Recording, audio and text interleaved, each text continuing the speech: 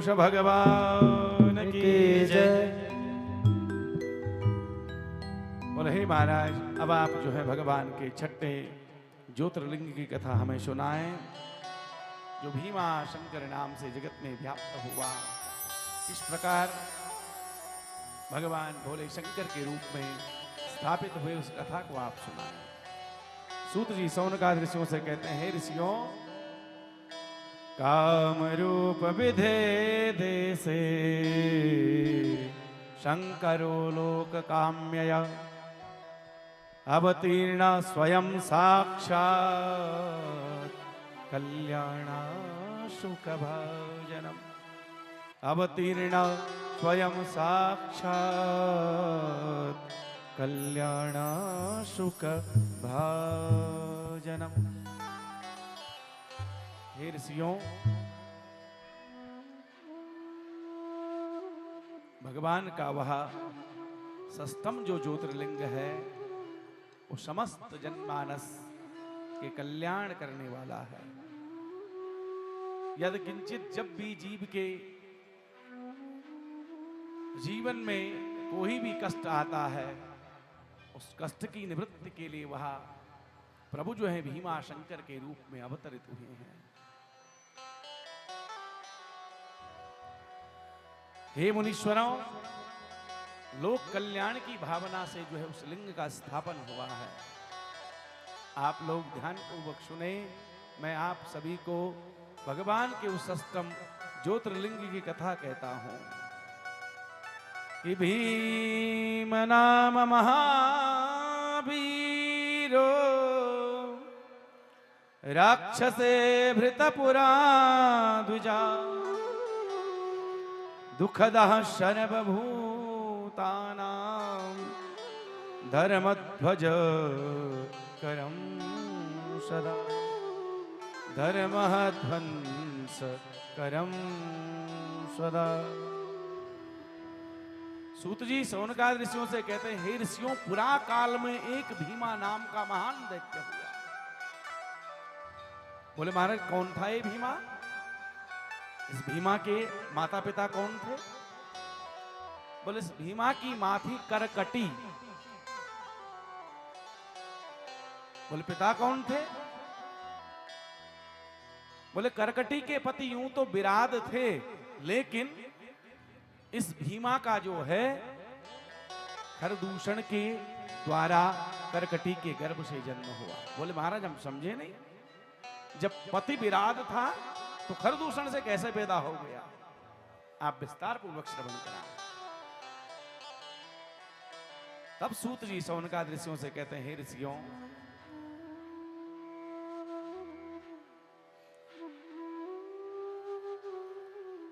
भीमा नाम का ये जो दैत्य था बहुत बलशाली था।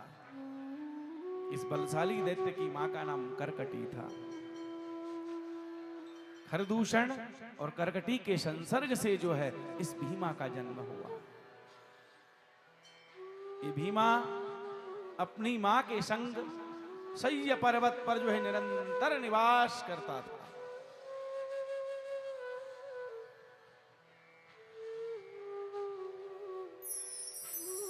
हे ऋषियों, पूर्व में एक राक्षस राज हुआ जिसका नाम था खरदूषण।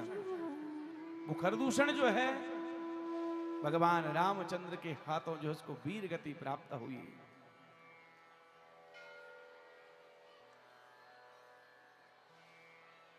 एक दिन वो खरदूषण जो है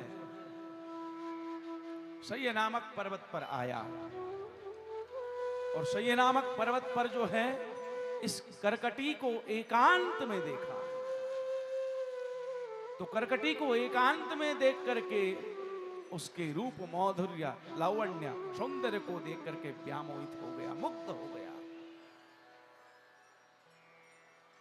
और उस कुंभकर्ण ने जो है बलात्पूर्वक इस करकटी के साथ संभोग क्रिया की, सहवास में प्रवृत्त हुआ। सहवास में प्रवृत्त होने के बाद करकटी गर्भवती हो गई और करकटी को छोड़ करके कुंभकर्ण लंका में चला गया। कुछ काल खंड व्यतीत होने के बाद करकटी के गर्भ से इस भीमा शंकर नामक महान दैत्य का जन्म हुआ, जो महान बलशाली है, जिसका केवल एक ही काम है, धर्म की जहां भी ध्वजा दिखाई दे उसको नष्ट करना, ब्राह्मण कहीं दिखाई दे उनको जो है दंडित करना, संत कहीं दिखलाई दे उनको जो है अपमानित कर देना। बाल्यकाल में मां की गोदी में खेल करके जब भीमा बड़ा हुआ, घुटमुन घुटमुन चलने लगा,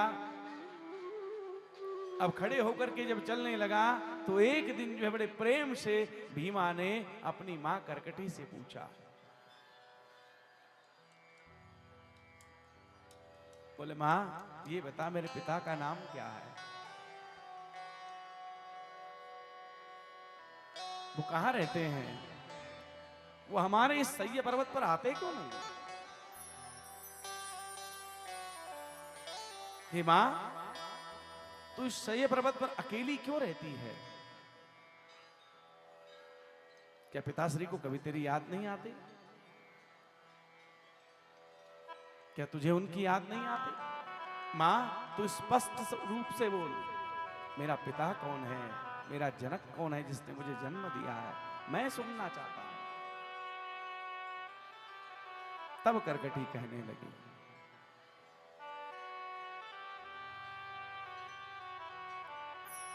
बोले हे भीमा तू किसी साधारण पुरुष की संतान नहीं है। राक्षस राज जो रावण है, रावण के छोटे भाई हैं खरदूषण। तू उन खरदूषण का पुत्र है।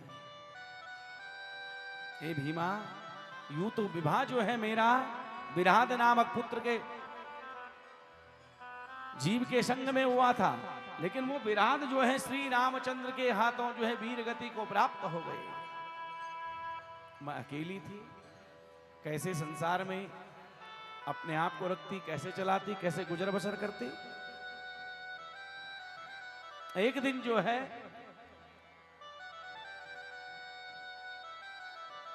कुंभकर्ण को जब ये ज्ञात हुआ कि शय्य पर्वत पर जो है करकटी अकेली रहती है, उसका पति जो है वीर गति को प्राप्त हो गया, तो ये कुंभकर्ण आया और इस कुंभकर्ण ने जो है बलात्पूर्वक मेरे संग में सहवास क्रिया में प्रवृत्त होते ही मुझे गर्भवती बना करके स्वयं लंका चला गया। हे भीमा मैंने आज तक उस लंका का दर्शन नहीं किया है, मैंने उस लंका को देखा नहीं है।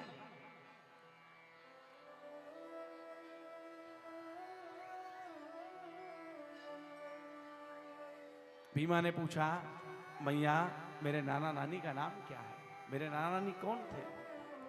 बोले तेरे नाना का नाम है करकटा और तेरी जो नानी थी उसका नाम था पुष्कसी। एक दिन क्या हुआ कि मेरे माता पिता जो हैं अगस्त मुनि के जो शिष्य हैं सुतीक्ष्ण, सुतीक्ष्ण के आश्रम पर पहुंचे। सुतीक्ष्ण तप में लीन थे, राक्षस होने के नाते जो है मेरे दोनों माता पिता जो है सुतीक्ष्ण को जो है जिंदा ही खा जाना चाहते थे। सुतीक्ष्ण के नेत्र खुले और नेत्रों की ज्वाला में जल करके तेरे नाना और नानी मेरे माता पिता दोनों जल करके दग्ध हो गए। तब से मैं इस शय्य पर्वत पर अकेली रहती हूं, बिना किसी अवलंब के, बिना किसी आश्रय के। हे भीमा अब मेरा आश्रय तू ही है, अब तेरे ही सहारे मेरे जीवन की नौका को चलना है। आज भीमा ने अपनी मां के मुख से, करकटी के मुख से जब ये वचन सुने महाराज, तो संसार में कोई भी बेटा हो जब उसको ये पता लगे कि मेरे पिता का संहारक ये है, तो वो बेटा भी जो है कहीं ना कहीं द्वेष की भावना को लेकर के,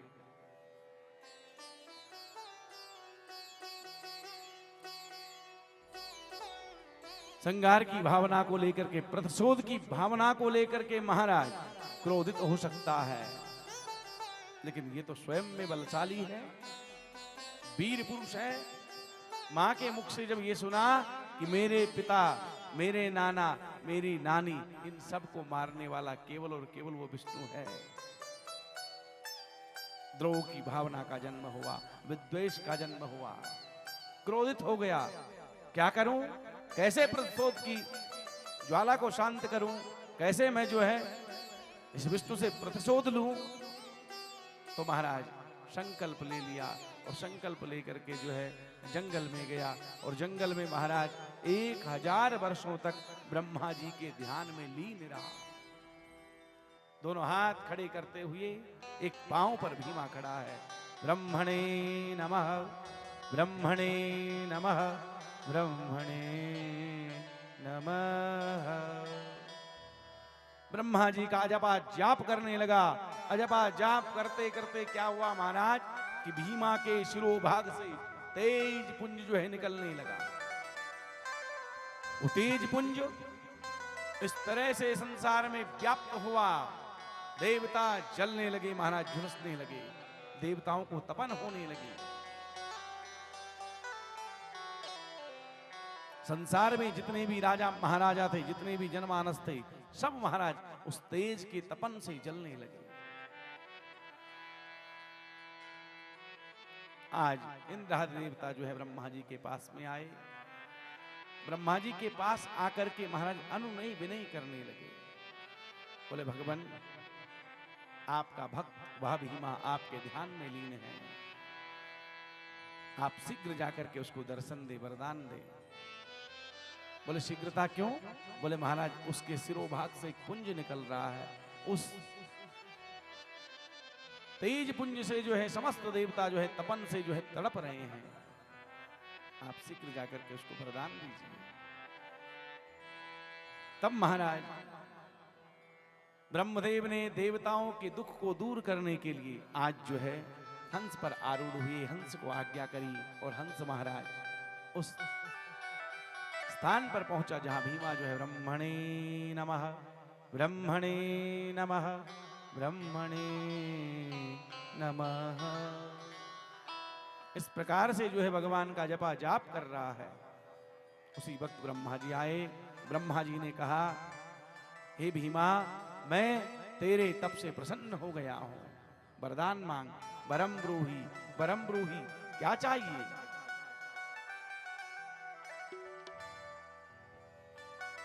बोले महाराज मुझे आपसे एक ही वरदान चाहिए, आप मुझे जो है अतुलित बल दें।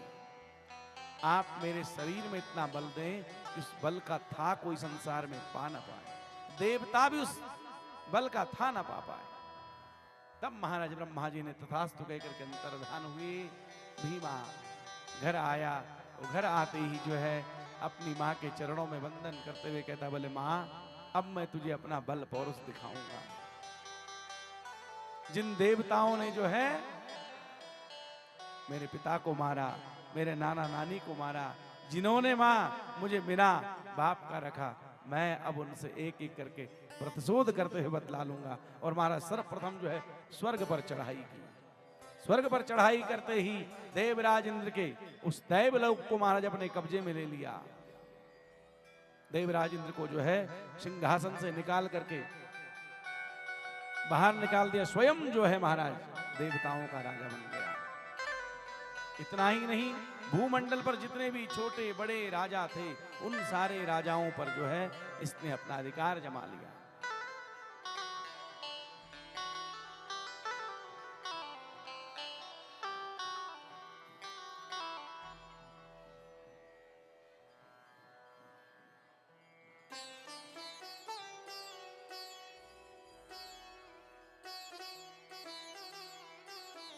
भीमा मन में विचार करने लगा। बोले सारे राजाओं को तो मैं जीत चुका हूं, लेकिन जिस राज्य में मैं रहता हूं, जिस कामरू देश में मैं रहता हूं, इस कामरू देश का नरेश अभी जीतना बाकी है। इधर महाराज इस भीमा के प्रभाव से जब देवता निस्तेज होने लगे तो देवता दौड़े दौड़े भगवान भोलेनाथ की शरण में आए हैं। भोलेनाथ के चरणों में बारंबार विनती की, हे नाथ, हम भीमा के प्रभाव से निस्तेज हो रहे हैं, आप आकर के हमारी रक्षा करें, आप आकर के कोई लीला करें। भगवान भोलेनाथ ने जो है देवताओं को आश्वस्त किया। आज महाराज भीमा जो है कामरू नरेश की उस राज्य में पहुंचा और राज्य में जो है सैनिकों के द्वारा चढ़ाई शुरू कर दी। सैनिक लड़ते लड़ते लड़ते लड़ते कामरू जो नरेश है, कामरू नरेश के राजमहल तक सेना पहुंच गई।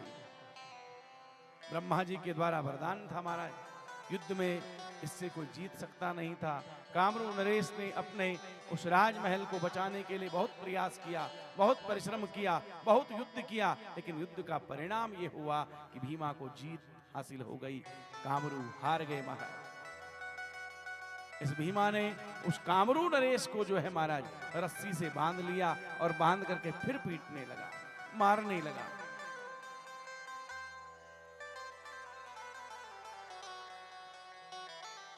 इतने पर भी जब मन को शांति नहीं हुई तो इस भीमा ने जो है उस कामेश्वर जो राजा है, वो कामरू नरेश जो है, उस कामरू नरेश के हाथ पांव में बेड़ी बांध करके जेल खाने में बंद कर दिया।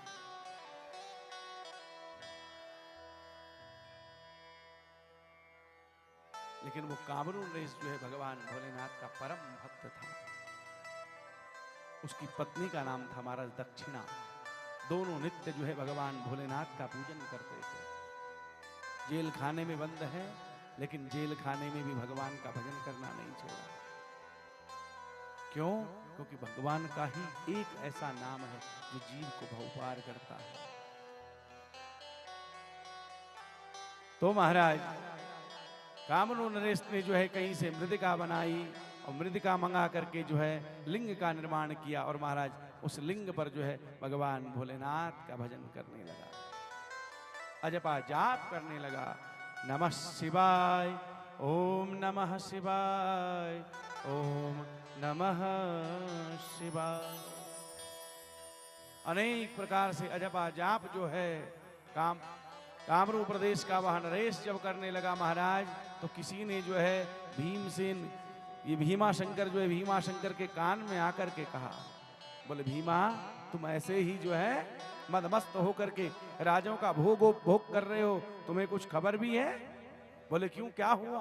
बोले वो कामरू जो नरेश है वो तुम्हारे जेल खाने में बंद होकर के भी जो है शिव का पूजन कर रहा है और इस भाव से कर रहा है कि भगवान शिव अवतरित हो और भीमा का जो है वध करके मुझे मुक्त कर दे।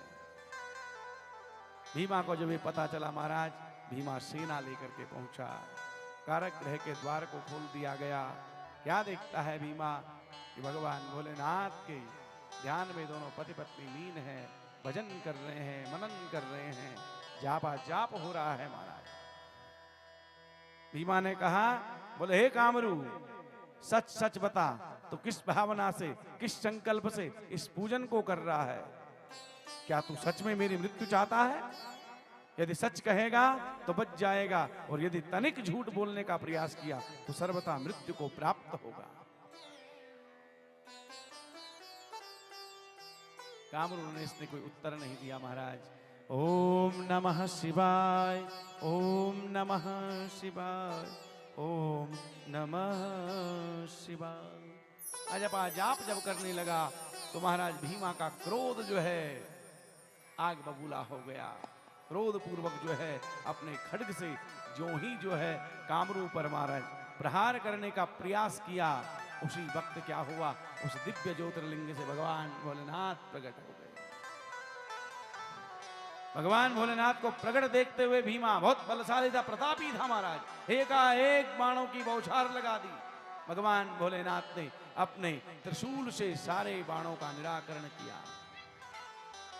यहां भी भीमा रुका नहीं महाराज, तो शिव पुराण में लिखा है कि भीमा ने भी जो है एक त्रिशूल भोलेनाथ की ओर फेंका, तो भोलेनाथ ने अपने त्रिशूल से जो है भीमा के त्रिशूल के सैकड़ों टुकड़े कर दिए।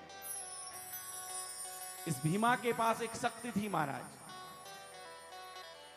उस शक्ति का आधान भोलेनाथ की ओर किया,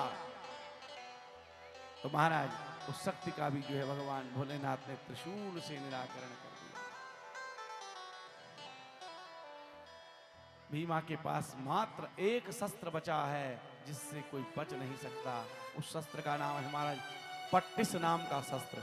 वो पट्टिस नाम का शस्त्र लिया, मंत्र अभिमंत्रित करते हुए भगवान भोलेनाथ की ओर जो ही छेड़ा, तो महाराज वो तो दीनों के नाथ हैं, वो तो लीला पुरुषोत्तम हैं। उन भोलेनाथ ने महाराज त्रिशूल आगे किया और त्रिशूल आगे करते ही वो पट्टिस नाम का जो शस्त्र है, जिस प्रकार तिल के छोटे छोटे कण होते हैं, इतने कण महाराज उस पट्टिस के कर दिए। तब देवर्षि नारद आए। देवर्षि नारद ने भगवान का आराधन किया, स्तुति की। बोले नारद आप ज्यादा समय न लगाएं, आप जो है इस असुर का शीघ्रता से जो है श्रृंगार करें। और तब भगवान भोलेनाथ ने, भीमा शंकर भगवान ने एक हुंकार भरी और हुंकार मात्र से ही भीमा की सर्वत्र सेना और भीमा सेना सहित जो है भीमा का वध कर दिया।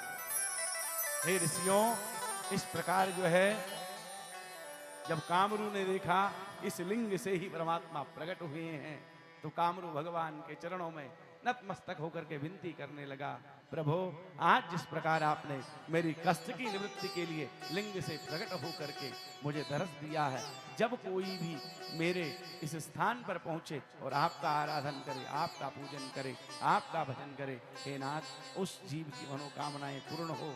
वो कामना पूर्ण कब होगी? जब सदैव के लिए आप इस लिंग में प्रतिष्ठित हो जाएंगे।